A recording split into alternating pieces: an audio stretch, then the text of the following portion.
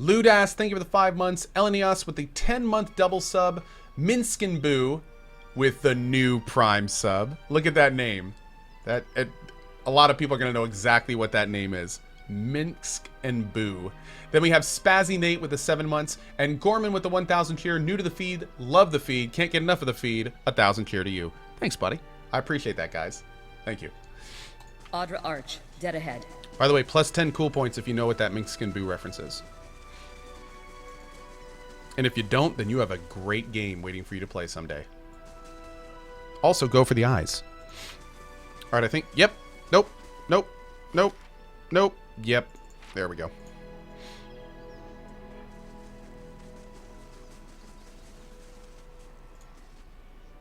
The Adra Arch looms in front of you, just as you saw it through Persoc's eyes. Sagani turns, watching the trees for movement. As the arch shadow falls over you, the wooded shore fades into a different scene. Uh-oh. You're standing in another forest. Black and bare trunks claw their way out of the soil and keep a solemn vigil over the younger trees and tender shrubs. You move slowly through the woods and the ruins scattered throughout them. Stone pillars are broken, and broken arches show the bones of some destroyed buildings. Between and amidst it all are elves and orlans, their faces painted and their bows drawn. Burnt trees, crumbling ruins. Where is this? I've seen the next location. I always get a strange feeling near the end of a hunt. Like an itch on the end of my nose. I feel like we're close. You sounded surprised. I am. After all this time. A part of me had already accepted that I'd never find him. That I'd be surrounded by wandering orlans like and this elves, so it forever. has to be southeast. I'll admit, I didn't believe you at first.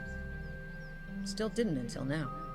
What changed? I haven't spent this much time around anyone since the long hunts in Nasitak. But I've gotten to know you. Seen how you deal with Kith. Whatever else you turn out to be when we find Theos, you're honest. I know you wouldn't lead me astray in this. What I mean is, thanks. No one's done this much for me in a very long time. Feels almost like I'm part of a village again. What will you do after this is over? Good question. She runs her hands over the smooth, chiseled surface of the arch. It's been hard to see a purpose behind the last 5 years, but lately I've started to realize just how much Persoc shaped our village, how his efforts and sacrifices added up made us stronger.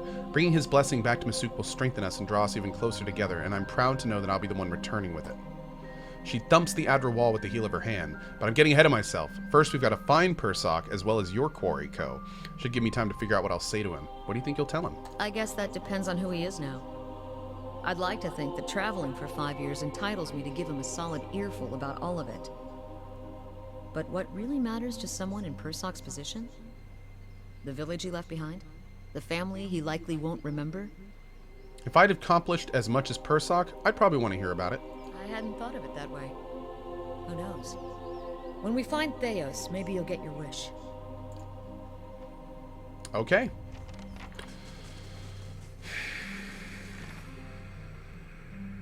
Persoc was standing in a forest surrounded by blackened trees and crumbling ruins with a group of Glanfdan hunters.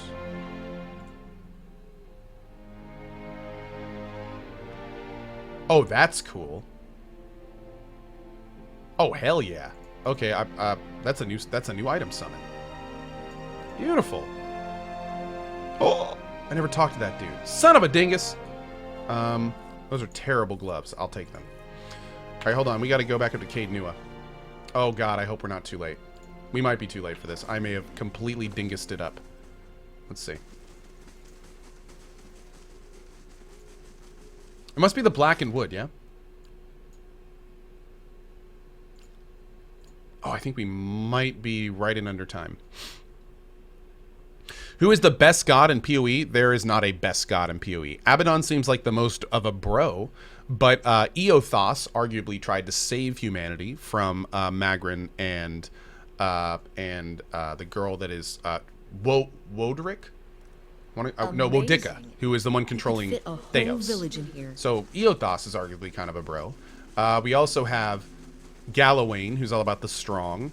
We've got Hylia, who is the goddess of, like, rebirth, and, you know, so she's obviously pretty cool. We've got Rimmergrand, who is the goddess of stillness and death. We've got Barath, who is the god of the cycles. We've got Andra, who's the god of basically forgetting. What a jerk. And, there's a few, I think there's a couple others. Magrin, And then there's the Pallid Knight, who isn't really a god from what I understand, but more of a harbinger. Hey, Shumley. Good to see you, buddy. No, Skane, I think, is more of a... Yeah, no, Skane, I guess, is technically a god, too, isn't he? Yeah, Skane is. And Whale. Yeah, Whale is like the god of basically acceptance of ignorance, almost. The god of not knowing. Which is kind of weird. Whale and Andra, I bet, get along pretty well. The god of obfuscation. I'm so bad with that word. But yeah. Pallid Knight is an aspect of Bareth. That's right. That's right. I want this on Cohh. There's Beralt. Let's hear it. Obfuscation. There we go. That's how you say it. Thank you. Obfuscate. I always get my B's and F's confused. I've been tasked with a meeting of a representative from the Fisher Crane tribe near Theron Bog. Dude, this is of Druids, bro. Unfortunately, I haven't had much practice with the Glanfathan language, and the Fisher Crane are by nature very reclusive. I fear the circumstances are ripe for a misunderstanding. You yourself, I hear, have had some dealings with the Glanfathans. I would welcome any assistance or advice you may offer. I'll have someone escort you. We'll send our druid for now. Since we're not using him, since we're using Sagani and everyone. So that'll work out well. Great.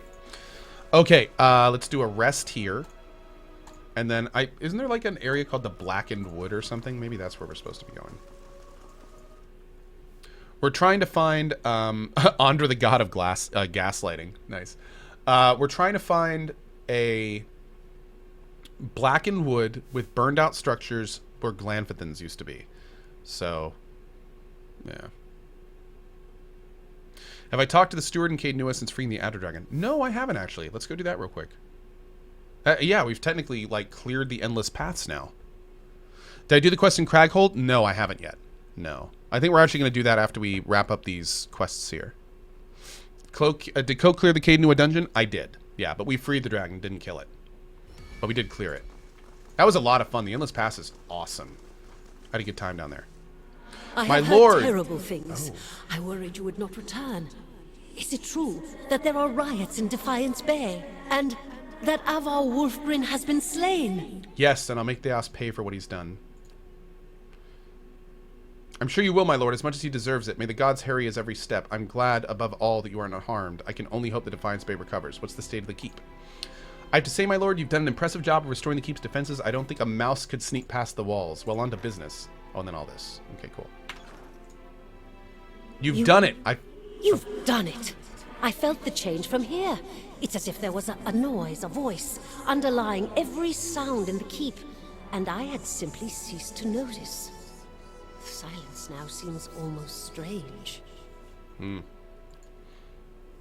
You have done what the Earls, their descendants, and hosts of explorers could not.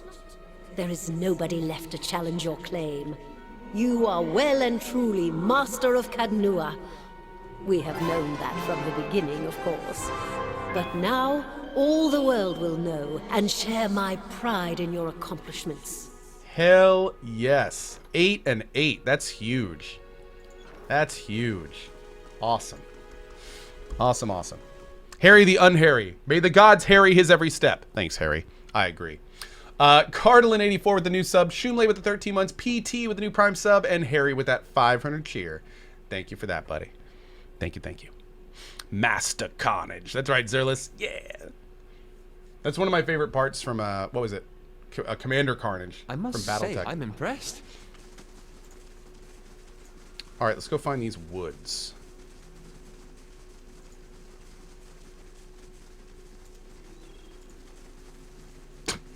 Having fun, bud?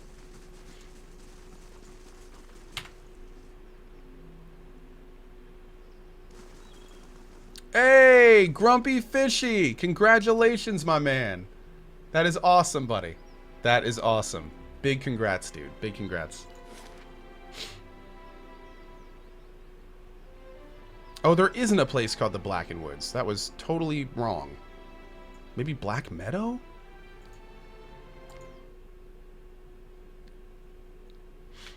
Cohh, you have not watched the trailer for PoE 2, right? Nope, I have not. Yeah. I have not seen the trailer for PoE 2. I am purposefully avoiding it. So, yeah. Loot the last 4 into the keep. We already did. We already did. North of Twin Elms in the wood there, maybe? Oh, maybe. Yeah, there's not really a lot of buildings and burnt trees here. There's not buildings here. So this isn't it. Yeah, we freed the Adder Dragon. You got it. And we looted the Dragon Horde. Northweld, maybe? Because there's a dragon up there. And it's near Glenfathen.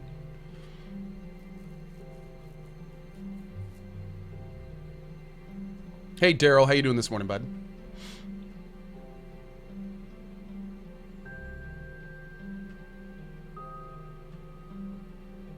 One Inch Man says, hey, Cohh, how are you? I am great.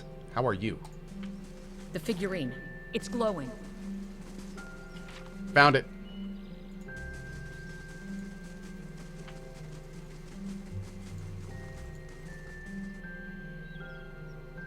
Ooh.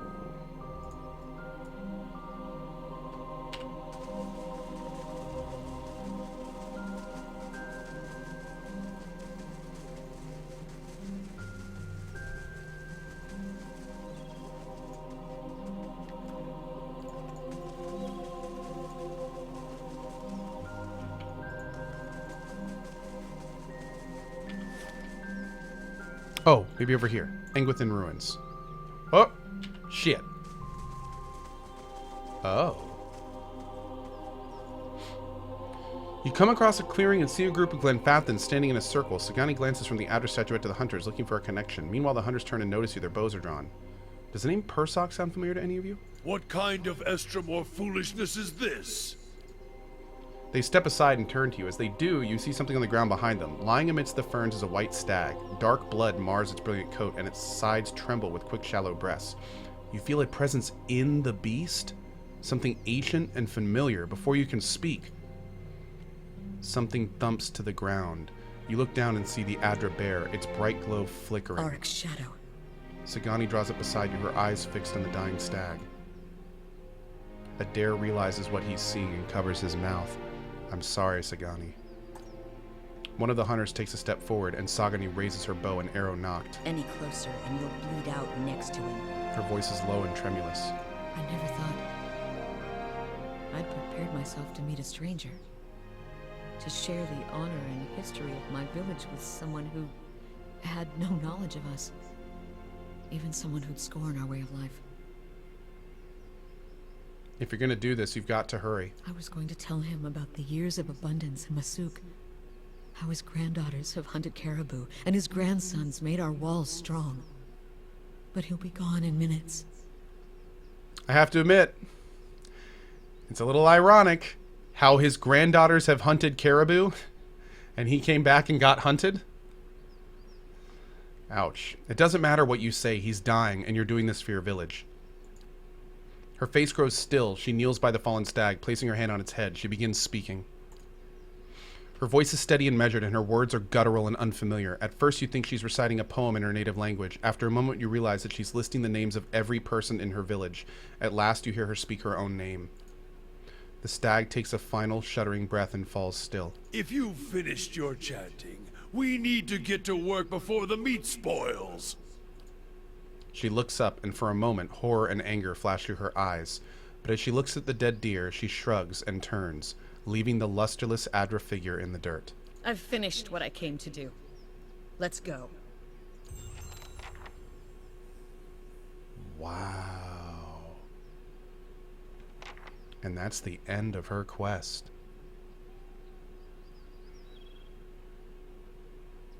Man. 5 years she was looking for him. 5 years.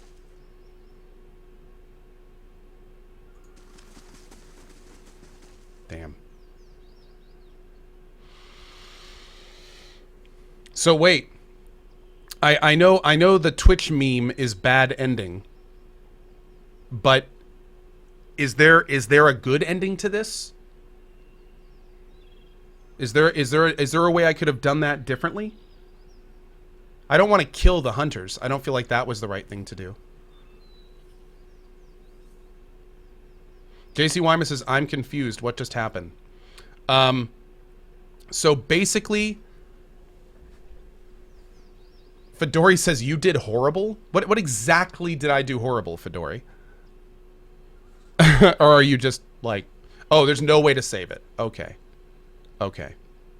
Okay, so for those that are wondering what just happened, Sagani has been looking for the spirit of a previous person for 5 years. And she thought she was looking for another person.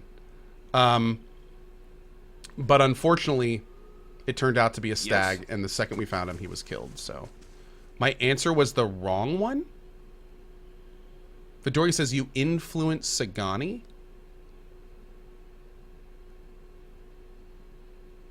You picked the do whatever dialogue option for the bad ending? Well, let's see what else we can do here. I'm kind of curious now. I told her it didn't even matter. See, I thought I was doing the right thing by being like, dude, just do your thing on him. Just do your thing. Let's see what else we can do. I'm interested. Because I will say that that ending seemed a little abrupt and there didn't seem to be much closure. But let's see. Let's see. Maybe there's a way to do this to make her look like... She listed off the names of her tribesmen and everything, but maybe there's a different way to do it. Let's find out. Let's find out. We'll save it right here. You basically said the 5 years have been a massive waste of time. Oh. Oh, okay. Interesting. Yeah. I'll read these options a little bit closer here.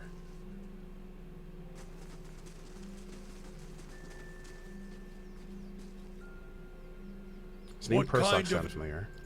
Arx. Any cloak. I never thought I'd prepared myself to meet. I still think if you're going to do this, you've got to hurry. Share the honor, and I was going to tell him about the years of abundance in Masuk. Remind him of his impact on Masuk. She kneels by the fallen stag, placing her hand on its head. She begins speaking. She tells Perspock of prosperous decades, of the grain trade that has sustained them through the long winters. She recites the stories told about him and speaks of the new elders who have followed in his footsteps. The stag takes a final shuddering breath and falls still. If you've finished your chanting, we need to get to... Have you no respect? A great soul inhabited this body. She takes the lusterless Adra figurine. And it's gone now. What's left is our kill. This is very different. Thank you, chat. This is very different.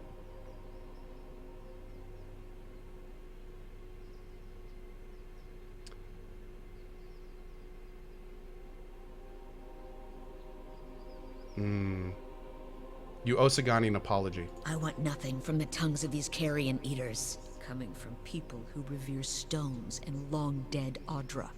She draws her hunting knife. She slanders the builders.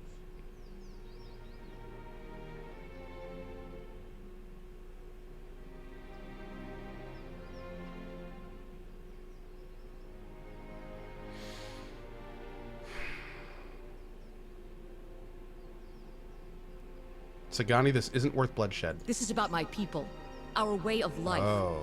If that's not worth blood, I don't know what is. You, Estramoran.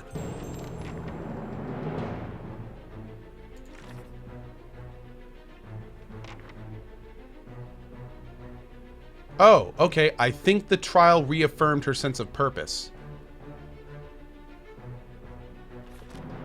But let's try 4 there. Let's try 4.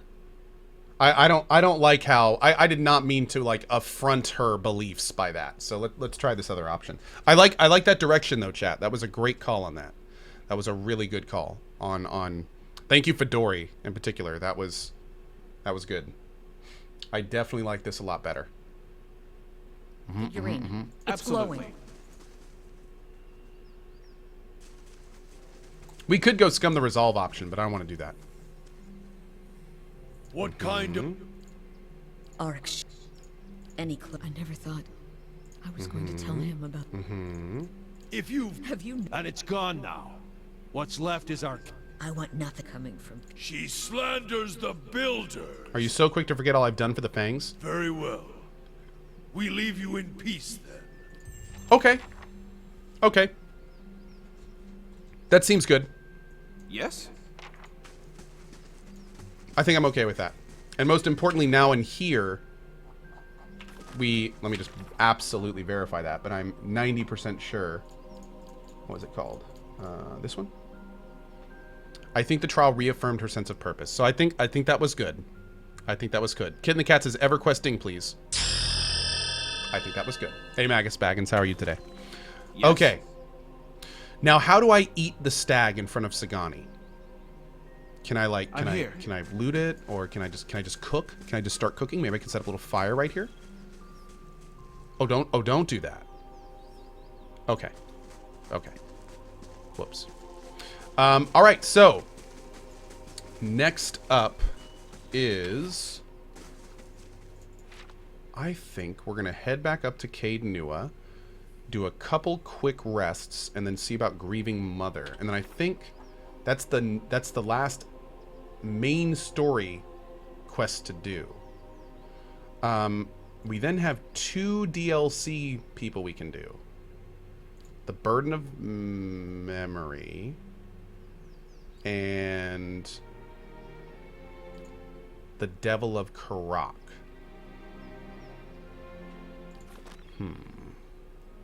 I don't know if I'm going to be able to do those.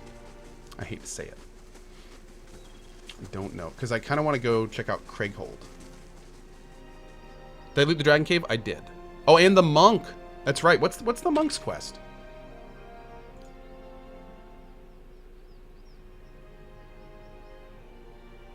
Do we have the monk's quest? I don't think we have a quest from the monk yet. Huh. The devil one is very quick. Oh, you need to speak with the monk first. Okay. What's going on here? Why am I not... There we go. Okay. How long does Craighold Bluff take, guys? Is this like an hour-long little zone with a bunch of fights, or is this like a 3-hour bonanza? What do you guys think? Yeah, we're going to be playing PoE 2 tomorrow morning. Tomorrow morning. 1 to 2 hours. It's quite hard. I must say, I'm impressed. It's not long, but the fights are tough. Oh, but the fight is tough. Oh, it's a one. Wait, it's a fight? Okay, well, let's go see here. First, we got to get Grieving Mother taken care of, because I definitely want to. I want to make sure we complete her. So let's do rest. Have a moment to talk. The morning is cold and silent. Oh, great. Okay, Purvis is back too. You are upon the plateau of the birthing bell, and there's no sound, no wind. The sky is a smooth mortar gray. The forest beneath the plateau, nothing more than a jagged black silhouette. Even the rock, the outer around you, it feels colder. The sun warmth bled from it. Against the cold backdrop of the sky, you see the great birthing bell hanging from its arch of Adra. Oh, its surface is tarnished, and the shadows inside the bell are dark and still. It seems to press down upon you. Or simply, sadly, watching, as if standing above a grave formed from the table of the plateau and the remains of the mother's womb that now covers its surface. And there's something heavy in your hands. It breathes, gurgles, slick and wet, yet that is all it is. You find yourself filled with fear, and you do not want to look at what you're holding. You don't want to touch it with your mind, and all you can do is not cast it from you. That is a hollowborn kid. Examine what lies in your hands. The mass before you is vacant, flesh in the shape of a newborn, bubbles of saliva bunch at the mouth, expelled by its steady gurgling breath, its arms, legs, and head lolling limp. No thought, no struggle, no desire to cry in protest or pain. There is nothing from within. There is an absence in your hands. Your hands tremble, shake, and the silence is broken as the chimes on your wrist echo with the trembling. And the chimes do not echo the thoughts of the mass in your hand. There is no soul within it. The only emotions blanketing the plateau are the pain of the mother. The child breathes, its heart beats, but it makes no cry. The child feels light, empty. There is no joy in it, no fear, no thoughts at all. Yet in the hollows inside it, it breathes, a thing of habit, not life. You cannot move. Your trembling has subsided, and the birthing chimes on your wrist are still as a child. Your mother is the mother is crying, eager to see, begging to see the child. You feel a sudden spike of fear, of being hunted. If you give the child to the mother, you will be blamed, and her anguish and rage shall fall upon you. She will not spare you or anyone you love. Of this you are certain. But you did not cause this. You don't think you caused it. And the mother begs, her arms outstretched. Hand her the child. The chimes sound once more as you give the child to its mother, and as the chime fades, there's an eager gleam, the welling joy, the questioning, and you draw upon it deeply, letting the hope stream into her eyes, letting her ears fill with the cries that you have heard countless times past from other children on the bell. You hear the laughter in the mother's voice, in streams of tears that run down her face, and with a practiced motion you weave a life that will never be into her eyes and thoughts. She will care for the child as if it were whole until you set her free.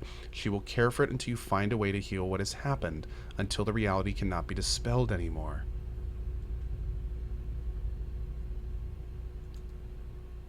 And still, cradled beneath the weeping woman that birthed it, the child is in her arms, does not hear the cries of the mother, does not react. It is an empty thing that breathes and carries nothing within it.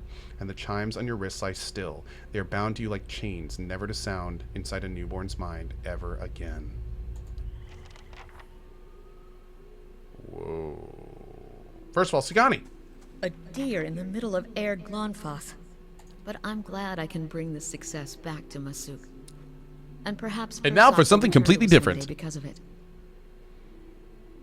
I'm certain he will. To be honest, the biggest relief is knowing that my journey was worthwhile. That finding Persok and carrying our village's story to him will strengthen our community and return his soul to us. I'm looking forward to being back in Masuk among my family and my people. But more than anything, I'm glad to finally understand the purpose behind these last 5 years. What do you think? Do you feel as though you understand the purpose behind your hunt for Theos? Closure with Theos will bring me peace. I truly hope it does. Anyway, Theos isn't getting any closer. I suppose we'd best keep after him. Awesome. I liked what we did with Sagani. That felt right. Your mind comes bearing. I saw a hollowborn at the birthing bell. The grieving mother's head bows, and she raises her hands, cradling them slowly so the chimes do not sound as she moves them. You feel a chill in the air, as if the vault of your mind is growing, too large for the thoughts within, and your breath is laced with a chill. To your horror, you hear her breathing ragged hacking but strangely steady, and you can see saliva bunching at the corners of her lips, becoming thick ropes of drool that cast themselves down her chin. There's a smell of blood in the air, new, wet, and the salt, sharp tang in your mind, coupled with this is the smell of sodden undergarments cloying at your senses. Take her shoulder and try to steady her. Stepping forward, your hands fall on her shoulders, and then you feel her begin to fall, rigid as a falling stone. You place your other hand on her shoulder to steady her. Throughout, there's a horrid, steady breathing. Her clothes are wet. Is this as if she is burning with fever beneath her tangled hair and beneath her threadbare robes, as if she is giving birth? With a slow hissing intake of breath, her head rolls back on her shoulders, her eyes pressed tightly together like the lids of a newborn. Yet past the lids, you can feel the piercing stare, vacant, cold. Horribly, you sense nothing from her, not a thought like the hollowborn you held in her memory. You know that if you try to pull away now, she will vanish into herself and vanish from your thoughts, perhaps forever. And you have a terrible feeling that whatever connects you two will be cut. She is as helpless before you as a child, and you search your thoughts for a way to coax her to you. Imagine the cries of the newborn from her first memory when you met. She jerks slightly before you, then her head tilts and the steady breathing breaks, and she gives you a racking cry. I thought it was my doing. I thought that I had stilled it with my thoughts. The child. It was just a child. What was done with it? You helped give birth to a hollowborn, yet you made the mother think otherwise. Her breathing is steady again, but there's a life in it where there was not one before, and her emotions are building in her. Apprehension, confusion. Welling up, she seems afraid to do more than simply be aware the memory is there. It was not the last hollowborn on the birthing bell, and never again did I hear a child's cry. You have found a death within me, one that many women have borne within them.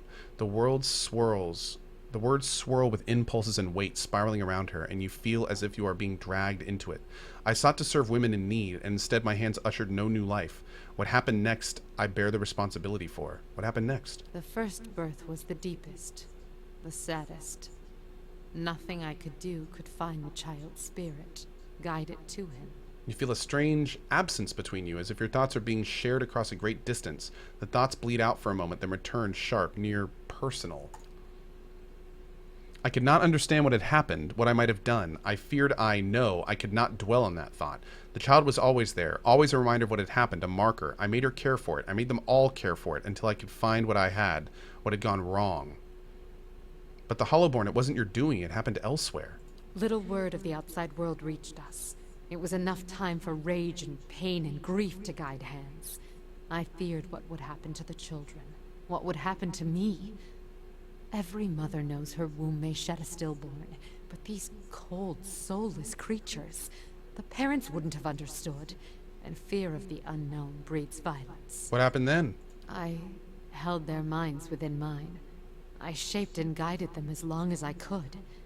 And with each passing day, each new birth, the strain grew.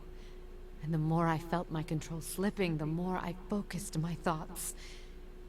Eventually, even I succumbed to the power of my own illusion. I'd woven the threads so tightly that I could no longer see through them. And then one morning I heard funeral bells tolling in the village. The sound of wailing rose through the mists. A mother had died, her mind so focused on the care of her hollow-born child that she'd neglected even to feed herself. And with that, the illusion broke. The townsfolk saw their hollowborn the way they were, not the way I'd wished them to see. By the end of the day, they'd begun to look at me differently, too. I did not understand what had happened, but I knew enough to flee, and every suspicion that surfaced, every faded memory of what I'd done, I pressed it down, tucked it away. My skill failed me, but I did what was necessary. I regret the mother's death, but how much worse would it have been if I had not acted? Oh, man. See, we have to be really careful about this, because obviously what she did was super wrong, but she's also like on the verge of whatever this crazy break is. So, I don't know, man. This is tough. This is tough. I kind of want to say 2, because that's sort of accurate, but 3 is the way I feel.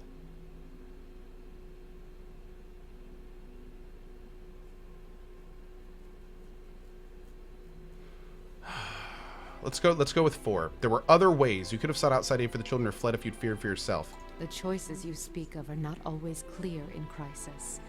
Not in that heartbeat when the first mother begged for her child and I had to decide what I would give her. How could I have known where that path would lead? Or that there were others seeking the same answers?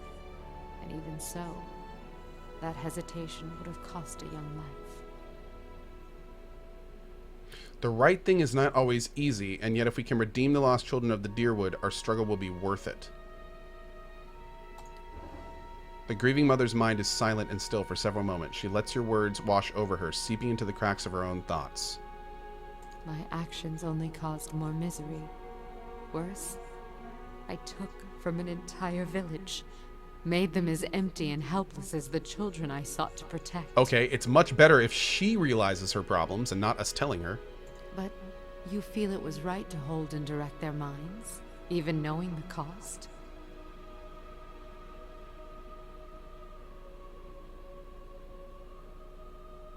Oh man, I can't disagree with her?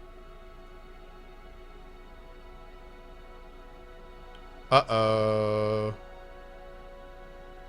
You do not know the cost then. We must often plot our courses with imperfect knowledge. A tapestry woven thread by thread, never seeing the pattern. So it is with the thoughts and dreams that move us, that shape our reality. Your words have soothed my mind, in ways I did not expect. I thank you, Watcher, for the gift of your sight, for using it to guide me out of the prison of my mind. Let us hope it can also free you from the illusions Theos has woven around you.